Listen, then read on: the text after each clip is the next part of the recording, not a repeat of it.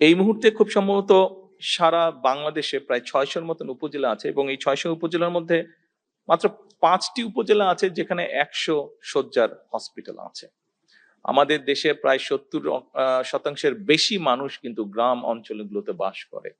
২৫-৩০% মানুষ শহর অঞ্চল, অধিকাংশ মানুষ ৭০% বেশি মানুষ গ্রাম অঞ্চলগুলোতে বাস করে, যে উপজেলা পর্যায়ে হোক গ্রাম পর্যায়ে হোক বাস করে। এই মুহূর্তে উপজেলা পর্যায়ে যে ৫১ বেডের যে হসপিটাল, আমি জানি না এখানে বিশেষ করে ইয়াং যারা ডাক্তার আছে বা শিক্ষার্থী আছে আপনাদের এটা ধারণা আছে কিনা, যারা একটু সিনিয়র তাদের আপনাদের কম বেশি ধারণা আছে। এই ৫১ বেডের যে হসপিটাল উপজেলা পর্যায়ে, এই ৫১-র ৩১ শয্যা কিন্তু করেছিলেন শহীদ রাষ্ট্রপতি জিয়াউর রহমান। বাকি যে ২০ শয্যা, বাকি যে ৫১-র ৩১ শয্যা করেছিলেন শহীদ রাষ্ট্রপতি জিয়াউর রহমান, বাকি যে ২০ শয্যা সেটা করেছিলেন দেশনেত্রী খালেদা জিয়া। এইবার বিএনপি সরকার এই ৫১ থেকে বাড়িয়ে এটাকে ১০১ বেডে নিয়ে যেতে চাইছি আমরা।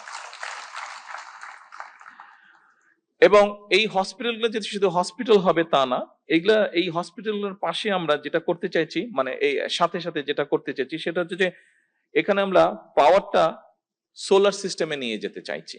এমনি তো নর্মাল গ্রিড থেকে, যেটা ন্যাশনাল গ্রিড থেকে সাপ্লাই থাকে সেটা থাকবে, কিন্তু যেটা যে কোনো একটা ব্যাকআপ থাকবে, অর্থাৎ সোলার সিস্টেমে এই জন্য নিয়ে যেতে চাইছি। দেখা যাচ্ছে অনেক সময় বেশ করে জেলা উপজেলা পর্যায়ে যেটা দেখা যায় যে অপারেশন চলছে, ঠাস করে কারেন্টটা চলে গেল মধ্যখান দিয়ে, হুট করে কারেন্টটা চলে গেল।